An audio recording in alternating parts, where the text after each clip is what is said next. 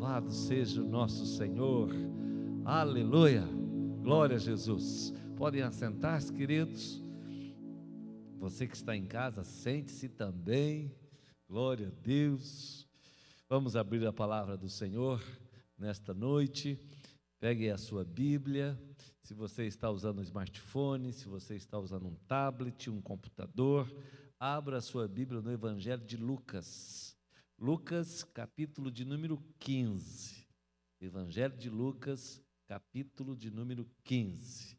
Amém? Você está com a sua Bíblia aí, irmão? Firme aí. Em casa também, você está com a sua Bíblia aí? Então, Lucas, capítulo 15. Enquanto você abre a sua Bíblia e localiza o Evangelho de Lucas, eu quero dizer para você que nós, como igreja, estamos trabalhando para que você possa receber a palavra de Deus em sua casa e você possa ser edificado pela palavra do Senhor. Nós temos os ministérios da igreja funcionando, o departamento infantil tem feito muitas lives e muitas gravações contando as histórias da Bíblia, para que o seu filho possa aprender as Escrituras, decorar os versículos e também se fortalecer na graça do Senhor Jesus. Nós louvamos a Deus pelo nosso departamento infantil e pelo trabalho que está sendo executado e realizado. A nossa associação também não para, o restaurante está lá funcionando, servindo 1.500 refeições por dia, servindo café, almoço e jantar todos os dias, para a glória do nosso Senhor. Que bênção é podermos participar desses projetos que Deus coloca nas nossas mãos. E nesse tempo de frio, a nossa associação também tem levantado recursos no sentido de agasalho, cobertores. Todos os sábados, das 9 às 13, há uma equipe aqui de voluntários, de irmãos, que tem trabalhado muito para que pessoas, famílias recebam todos esses donativos, essas ofertas, e você pode participar, não só entregando o agasalho, o cobertor, mas você também pode trazer o quilo do amor, a cesta básica, aquilo que você possa ofertar para que famílias sejam abençoadas. Amém? Que bom fazer parte desse reino de Deus, que bom fazer parte da igreja do Senhor. Muito bem, Lucas capítulo 15, a partir do verso 11, eu quero ler com você esse texto que é muito conhecido e eu quero brevemente, em alguns minutos, compartilhar esse princípio das Escrituras aqui com você nessa noite. O texto diz assim: Jesus continuou. Certo homem tinha 2 filhos. O mais moço deles disse ao pai: Pai, quero que o Senhor me dê a parte dos bens que me cabe. E o pai repartiu os bens entre eles. Passados não muitos dias, o filho mais moço, ajuntando tudo o que era seu, partiu para uma terra distante e lá desperdiçou todos os seus bens, vivendo de forma desenfreada. Depois de ter consumido tudo, sobreveio àquele país uma grande fome e ele começou a passar necessidade. Então, foi pedir trabalho a um dos cidadãos daquela terra, e este o mandou para os seus campos a fim de cuidar dos porcos. Ali, ele desejava alimentar-se das alfarrobas que os porcos comiam, mas ninguém lhe dava nada. Então, caindo em si, disse: Quantos trabalhadores de meu pai têm pão com fartura, e eu aqui estou morrendo de fome? Vou me arrumar, voltar para o meu pai e lhe dizer: Pai, pequei contra os céus e diante do Senhor, já não sou digno de ser chamado seu filho. Trate-me como um dos teus trabalhadores. E, arrumando-se, foi para junto de seu pai. Vinha ele ainda longe, quando seu pai o avistou, e compadecido dele, correndo, o abraçou e beijou. E o filho lhe disse: Pai, pequei contra Deus e diante do Senhor, e já não sou digno de ser chamado de seu filho.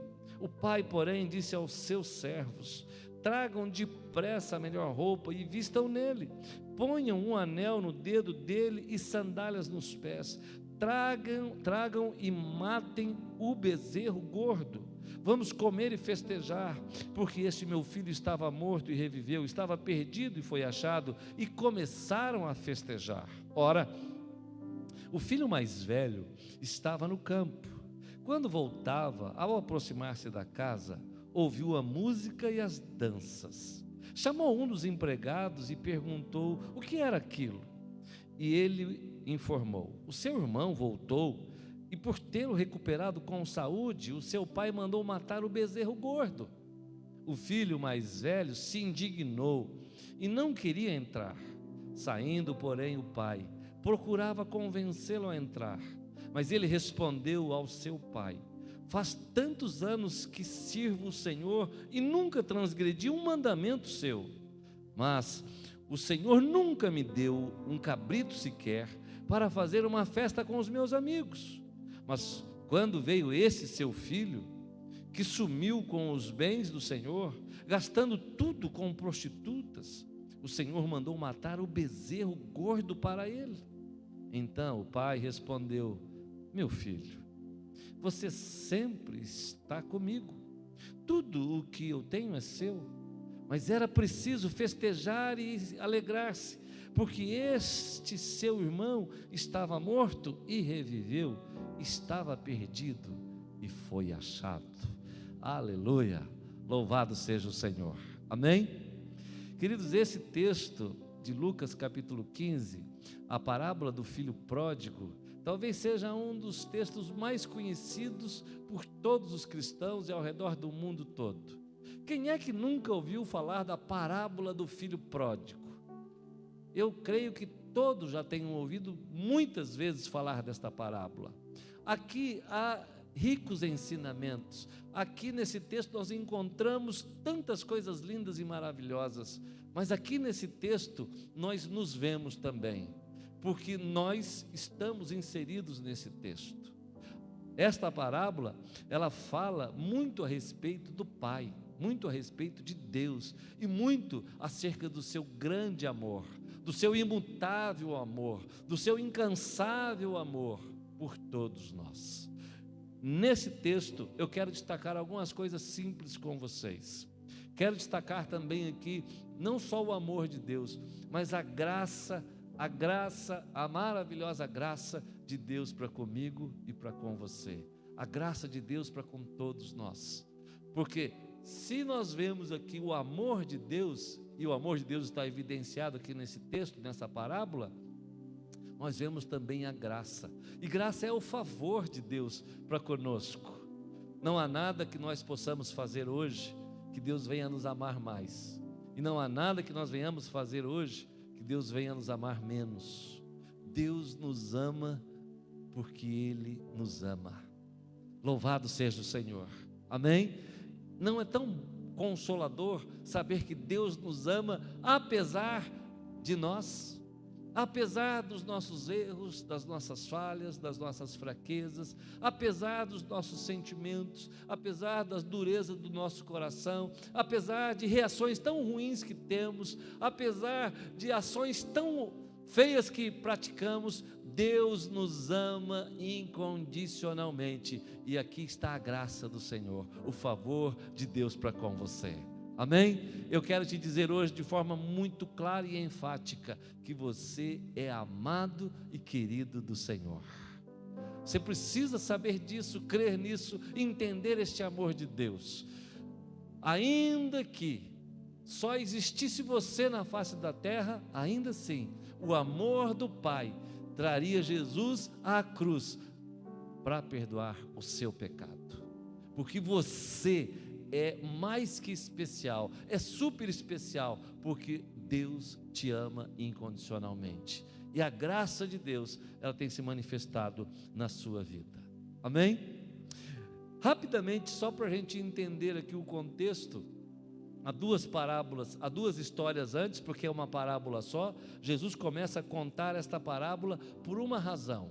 No verso 1 diz que, aproximando-se de Jesus, todos os publicanos e pecadores, para o ouvir, os fariseus e os escribas murmuravam, dizendo: este recebe pecadores e come com eles.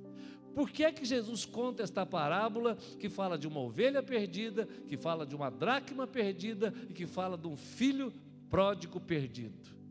Porque Jesus estava com publicanos e pecadores, e os fariseus e escribas começaram a murmurar, porque Jesus estava conversando com publicanos e pecadores, porque Jesus havia curado e abençoado publicanos e pecadores.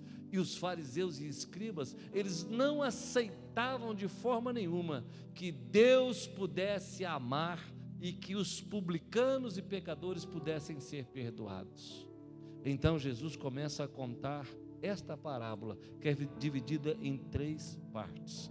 A partir do verso 11, o texto diz assim: Jesus continuou. Isso significa que ele estava falando antes, ele continuou, e agora ele fala de um certo homem que tinha 2 filhos. O mais moço disse ao pai: pai, eu estou cansado dessa vida aqui, não quero mais viver aqui no sítio, não quero mais viver aqui na fazenda, não quero mais viver esse estilo de vida, eu quero a minha parte da herança e eu quero ir embora.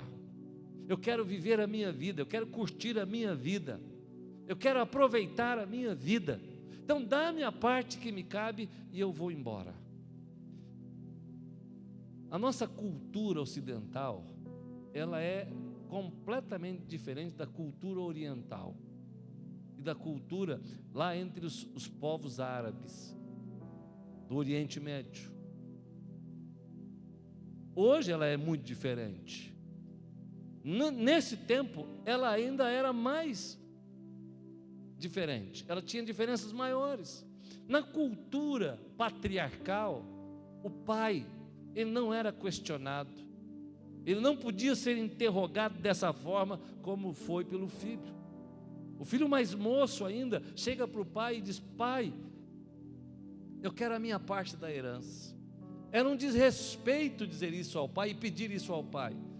Não só um desrespeito, mas era uma mensagem que estava dizendo assim, numa linguagem bem nossa hoje: ô pai, o senhor está demorando muito para morrer e eu quero aproveitar a minha vida. Então, já que o senhor não morreu e o senhor está me atrapalhando, me dá a minha parte, porque eu quero viver a minha vida. Quando Jesus conta esta parábola e começa a falar desta forma, como é que vocês acham que os fariseus e os escribas reagiram? Sendo eles homens apegados à lei, sendo eles legalistas ao extremo, certamente eles disseram: esse pai tinha que enfiar a mão nesse filho e corrigi-lo na hora. Mas o pai não fez assim.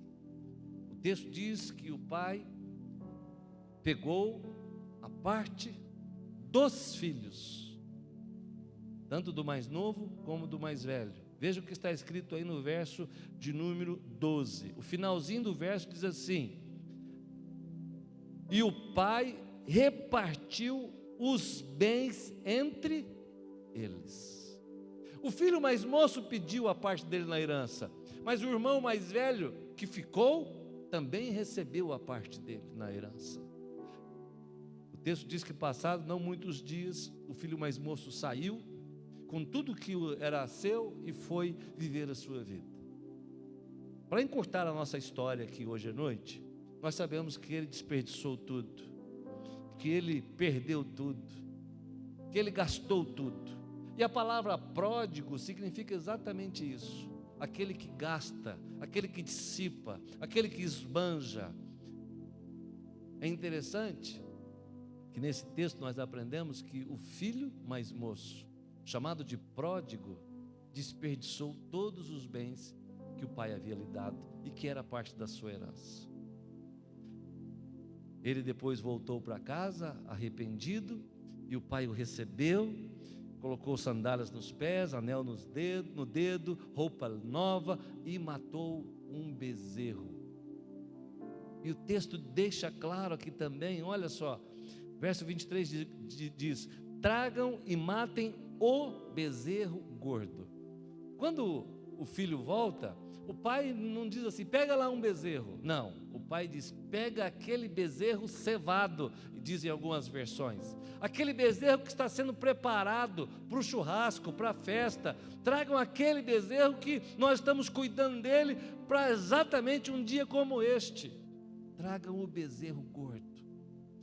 O pai parece que já estava tudo planejado, já tinha tudo em mente, tudo orquestrado para aquele dia, porque o pai estava aguardando a volta do seu filho. O filho volta. O filho pródigo, que gastou todos os bens, volta para casa. Mas é interessante que o texto não para aqui. E eu não quero hoje enfatizar a minha mensagem em cima do filho que partiu. Eu quero chamar a sua atenção um pouquinho, em alguns minutos, para o filho que ficou, para as atitudes do filho que ficou. Veja, acompanhe no texto comigo. Olha só, há um filho pródigo que saiu. E saiu por quê? Porque ele estava insatisfeito. Porque ele estava insatisfeito. E a palavra insatisfação aqui, ela abrange, nos dias em que nós estamos vivendo, uma multidão de pessoas. Hoje há milhões de pessoas vivendo entre nós insatisfeitas. Há milhões de pessoas que têm tudo, que possuem muitas coisas, que têm uma boa família, que têm um bom casamento, que têm um bom emprego, mas estão insatisfeitos. Há milhões de jovens que têm bons pais, que têm bom estudo, que têm bons recursos, mas estão insatisfeitos. Há milhões de crentes dentro das nossas igrejas que, apesar de terem tudo também, continuam insatisfeitos, porque a insatisfação é uma marca do homem, é uma marca do ser humano, e é uma marca ainda do ser humano, do homem caído, do homem sem Deus. Mas mesmo entre os cristãos, há muita gente insatisfeita. Por que nós sabemos que tem muita gente insatisfeita? É só você conversar com alguns por alguns minutos. Você só vai ouvir lamentos, você só vai ouvir murmurações, você só vai ouvir reclamações, você só vai ouvir que ele não tem, que ele não possui, que ele não pode, que o outro tem mais. Ele só vai dizer algumas coisas que nós estamos cansados e carecas de saber, que há uma insatisfação no coração de muitos cristãos, à semelhança do filho que saiu e depois viu que a casa do pai era melhor do que aquele mundo lá fora que ele viveu. Então, arrependido, ele volta. Mas o filho que ficou, veja o que está escrito a partir do verso 25. Ora, o filho mais velho estava no campo, estava trabalhando. Quando voltava, ao aproximar-se da casa, ouviu a música e as danças. Meu irmão, se você está chegando perto da sua casa e na sua casa tem som de música e de danças, o que você faz? Ora, vou entrar, quero saber o que está acontecendo, vou participar da festa. Olha o que o texto da palavra do Senhor nos diz. Quando ele se aproximou da casa e vendo a música e as danças, chamou um dos empregados e perguntou: o que é isso? O que é isso? E quando o empregado informou: seu irmão voltou, e o seu pai está dando uma festa aqui por tê-lo achado com saúde, e mandou matar o bezerro gordo. Essa expressão é extraordinária. Ele mandou matar o bezerro gordo, aquele que estava sendo cevado. Então, nós vemos claramente aqui, nessa atitude do irmão que ficou, do irmão mais velho, nós vemos também a insatisfação. Ele estava na casa do pai, ele tinha tudo o que ele precisava, mas ele estava insatisfeito. E como é que a gente sabe que ele estava insatisfeito? Primeiro, por essa atitude dele aqui, né? Essa atitude dele revela algumas coisas. Ele chega, música, dança, chama o empregado, e o verso 28 diz: e o filho mais velho se indignou e não queria entrar. Ele demonstra aqui a sua insatisfação. Deixa eu contar algo para os irmãos aqui. Quando o filho mais moço pede a herança para o pai, antes mesmo do pai morrer, ele está afrontando o pai, desrespeitando o pai e querendo que o pai morra. Na cultura do Oriente Médio, quando o pai não tomava uma atitude de repreensão nesse episódio, ou semelhante a ele, o filho mais velho, que era o primogênito, ele devia fazer a mediação. Ele não podia simplesmente se calar, porque depois do pai, quem tinha mais autoridade em casa não era a mãe, mas o filho primogênito. Ele é que depois do pai tinha autoridade. O que é que ele deveria fazer então? Quando o filho mais novo, o irmão dele mais novo, pede ao pai a parte da herança. Ele devia chamar o irmão e dizer: meu irmão, você ficou louco? Não se faz isso. É um desrespeito ao pai. Você está desejando que ele morra? Ele devia ter chamado o irmão e tentado dissuadi-lo, tentado demovê-lo da ideia.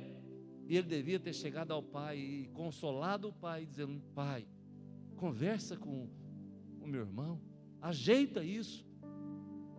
Mas ele não fez, ele se calou. E ele se calou por quê? Porque ele também vivia insatisfeito, apesar de estar dentro de casa. Deixa eu dizer algo para vocês que estão aqui, deixa eu dizer algo para você que está em casa. Muitas vezes, o nosso silêncio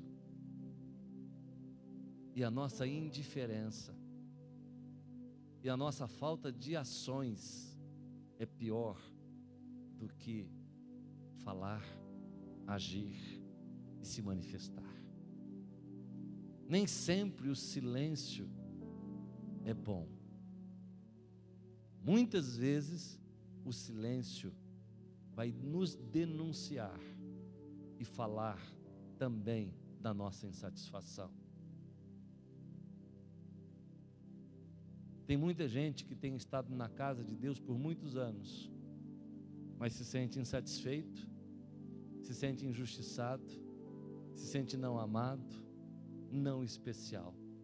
Porque esse filho mais velho era exatamente esse sentimento que ele nutria no seu coração. Ele estava insatisfeito, mas não tinha coragem de sair porque ele tinha interesses. Quantos crentes não estão na igreja hoje só por interesse? Quantas pessoas não estão na casa de Deus só por interesse? Porque quando o filho mais moço sai, ele diz assim: poxa vida, na casa de meu pai há pão com fartura, e os trabalhadores comem com fartura, e eu aqui morrendo de fome. Ele precisou sair para entender que o melhor lugar para ele estar era a casa do pai. Agora, o irmão mais velho, mesmo sem ter saído, porque não tinha coragem de sair, e porque também tinha interesses, ele ainda estava insatisfeito.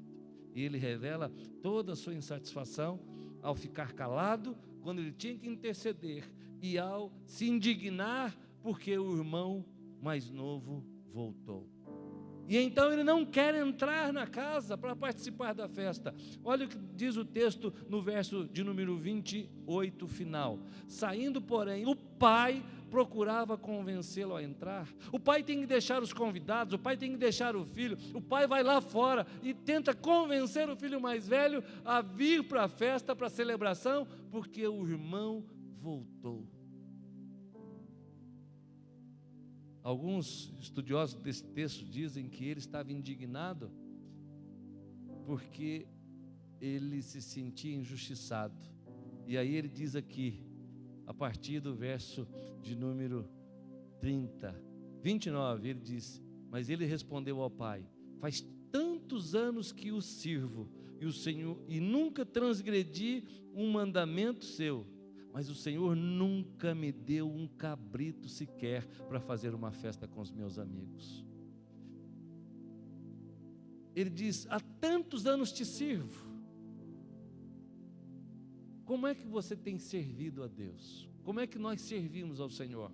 Nós temos servido ao Senhor por obrigação? Nós temos servido ao Senhor por interesse? Ou nós servimos a Deus porque temos um relacionamento de amor com Ele, temos um relacionamento de gratidão com Ele, temos um relacionamento de adoração com Ele, porque nós sabemos que somos amados por Ele, apesar de tantas falhas que temos, apesar de tantos erros que cometemos, Ele nunca nos dá as costas, Ele sempre está de braços abertos, apesar de quem nós somos. Como é que nós servimos a Deus? Por obrigação? Só nos vemos como servos?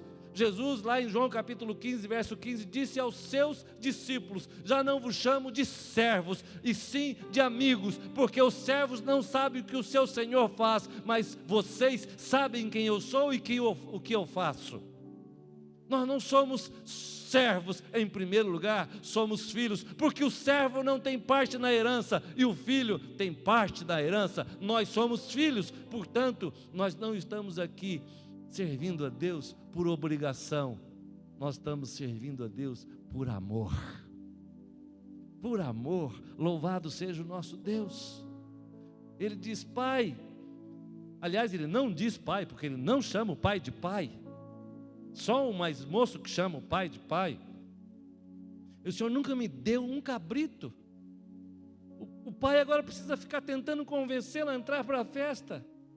Aí ele diz assim com desdém no verso 30, o Senhor nunca me deu um cabrito, eu nunca transgredi uma lei do Senhor.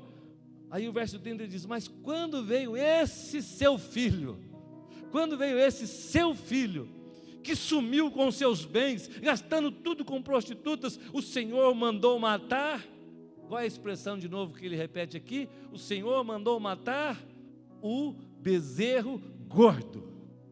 Irmão, talvez ele estivesse de olho no bezerro gordo.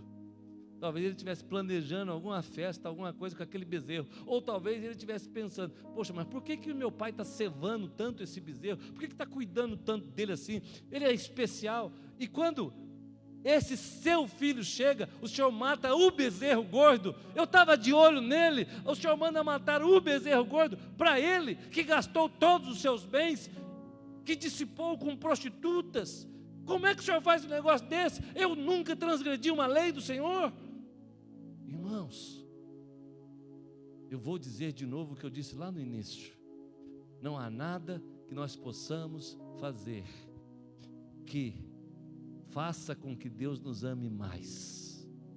E não há nada que nós possamos fazer que faça que Deus nos ame menos. O que significa isso, pastor? Que o amor de Deus não está condicionado a méritos e deméritos, que o amor de Deus não está condicionado à nossa justiça, que o amor de Deus não está condicionado se eu sou bonzinho, eu sou ruinzinho. Independente de quem eu sou, Deus me ama incondicionalmente. Você está entendendo isso, irmão? Deus nos ama. O que acontece conosco é que nós incorporamos um pouco aqui do filho mais velho. Nós começamos a achar que nós somos amados por Deus por aquilo que fazemos, por aquilo que somos, por nossa justiça, por nossa piedade. Nós começamos a achar que merecemos o amor de Deus porque nós somos muito bonzinhos, certinhos. Nós achamos que o amor de Deus, ele vem quanto mais justos somos. A graça de Deus é o favor de Deus que nós não merecemos. Portanto, Deus não trabalha com débito e com crédito. Deus não trabalha dessa forma. A graça de Deus, ela nos alcança, mesmo que a gente esteja no chiqueiro.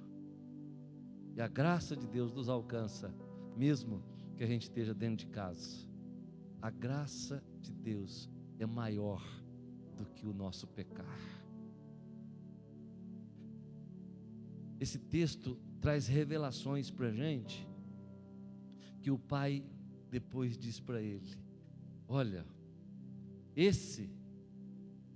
o pai retribui aqui para que ele entenda, ele diz assim, então o pai respondeu, meu filho, olha que expressão bonita, meu filho, você está sempre comigo, tudo o que eu tenho é seu, tudo tudo o que eu tenho é seu. Mas era preciso festejar e alegrar-se, porque este seu irmão, e aí o pai diz, seu irmão, estava morto e reviveu, estava perdido e foi achado. Era preciso festejar-se, era preciso celebrar.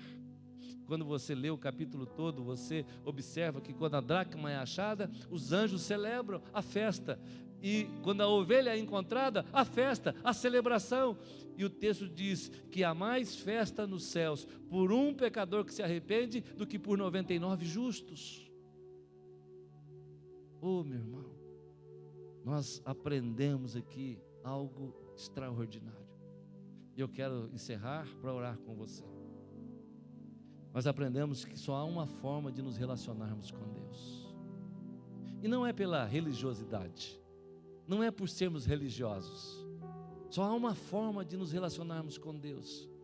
E não é por sermos bonzinhos e justos aos nossos próprios olhos e aos olhos da sociedade.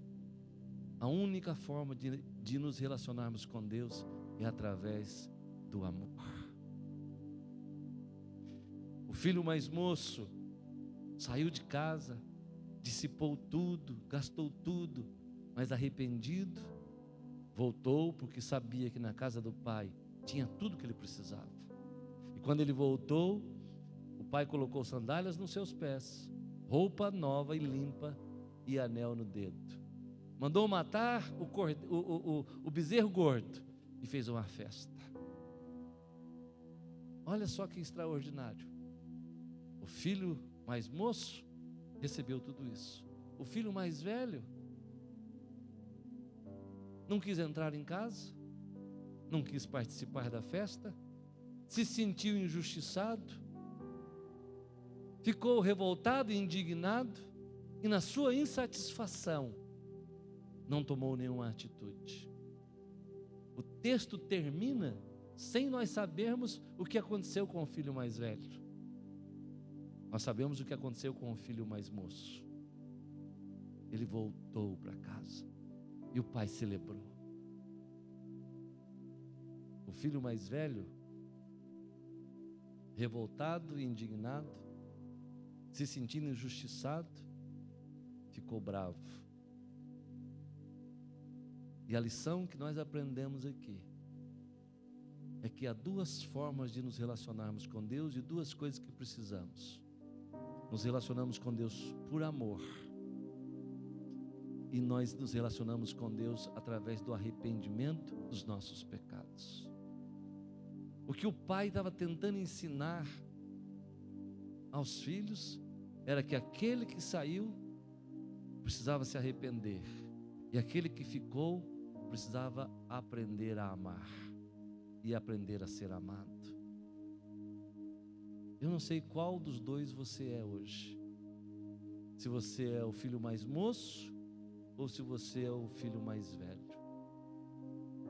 Mas seja você quem for, você precisa saber que a essência da relação com Deus é o amor. Por isso a palavra de Deus diz que os 10 mandamentos se resumem em 2, que é amar a Deus sobre todas as coisas e amar o seu próximo como a si mesmo.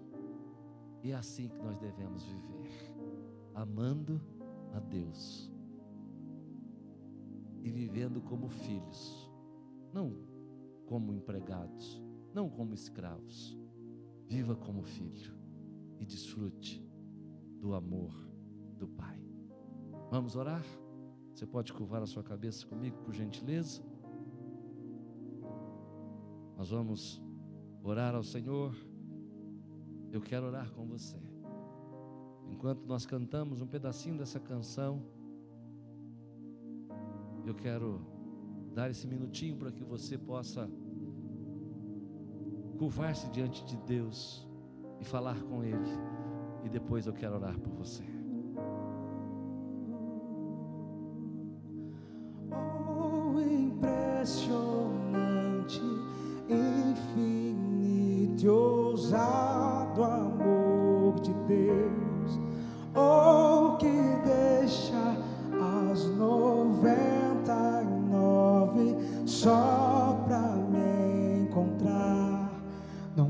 posso comprá-lo, nem merecê-lo, mesmo assim se entregou. Oh, impressionante, infinito e ousado amor de Deus. Vamos orar ao Senhor. Curva sua cabeça. O amor de Deus é impressionante. O amor de Deus rompe fronteiras, quebra muralhas. O amor de Deus desfaz paradigmas. O amor de Deus, Ele nos constrange. Não é porque merecemos, é porque Ele nos ama, porque Ele é amor, porque Ele é o nosso Deus e nosso Senhor. Talvez hoje você precise se arrepender como o filho mais moço se arrependeu e voltar a se relacionar com o Senhor. Talvez hoje você precise dizer: Pai, pequei, Pai, me perdoa, Pai, quero voltar para casa. Mas talvez hoje você precise dizer: Senhor, meu Pai, eu estou dentro da casa, mas o meu coração está indiferente, frio. Eu ando me sentindo injustiçado, eu ando indignado com tantas coisas. Mas Pai, eu quero me relacionar com o Senhor no amor. Eu sei que tudo que é teu é meu, então eu quero desfrutar de tudo isto, porque eu sou filho e sou herdeiro. Talvez hoje você precise voltar a amar o Senhor. Talvez hoje você precise dizer: Senhor, me perdoe, porque dentro de casa eu tenho sido indiferente, frio, eu tenho me sentido só um servo, só um escravo, só um trabalhador, e tudo que eu faço não é por amor, mas é por obrigação, e eu quero voltar a fazer por amor, por amor. Ó Deus, louvado seja o teu nome, bendito seja o Senhor.